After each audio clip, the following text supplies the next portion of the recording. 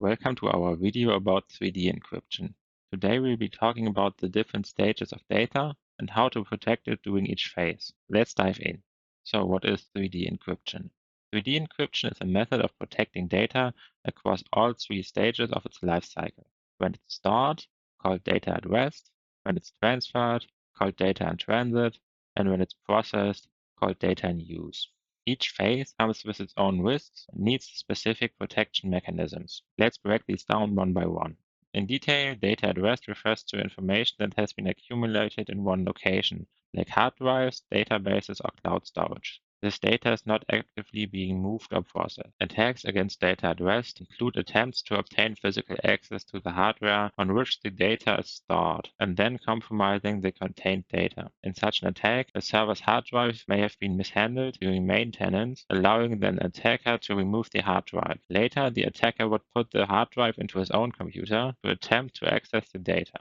The primary method of protecting data against the threat is encryption. This converts the data into an unreadable format, which can only be unlocked with the right encryption key. An additional way is to ensure that only authorized users can access the encrypted data. This is done with access controls like passwords. Another important factor is to protect the physical locations where the data is stored. Things like surveillance systems, access control, and fire protection are key here. Another way to make data unusable to unauthorized persons is replacing it with other data. Data masking replaces sensitive information with modified values, making it unreadable, while tokenization replaces sensitive data with random tokens.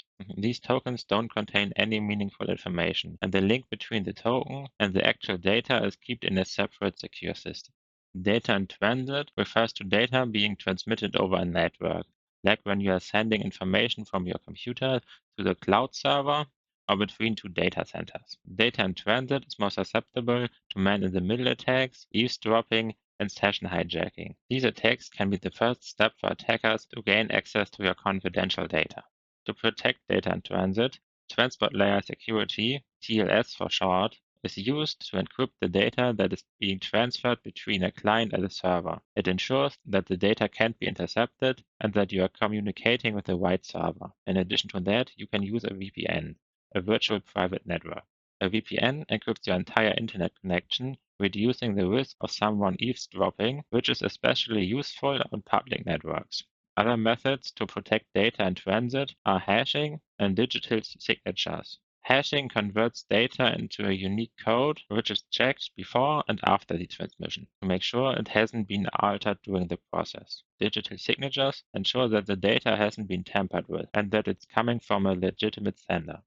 Data in use refers to data that is actively being processed, like when a worker or business application accesses or consumes data. Protecting data at this stage is tough because it may be decrypted during the process, making it vulnerable. To protect data in use, it's almost impossible to go around trusted execution environments, TEEs for short. TEEs are secure areas within the CPU that keep data isolated during processing. Sensitive operations are handled in this secure space, preventing other programs from accessing the data. So even if the main system is compromised, the data remains secure. Another important technology is memory encryption. It encrypts the data while it's being used in memory, ensuring attackers can read it even if they get access to the memory. In a zero-trust architecture, every request to access or process data is independently verified. This ensures that no unauthorized access from an unwanted process occurs. Homomorphic encryption protects data by not letting it be decrypted in the first place. It allows calculations to be performed on encrypted data without the need to decrypt it. This ensures that data can be processed securely without exposing its contents.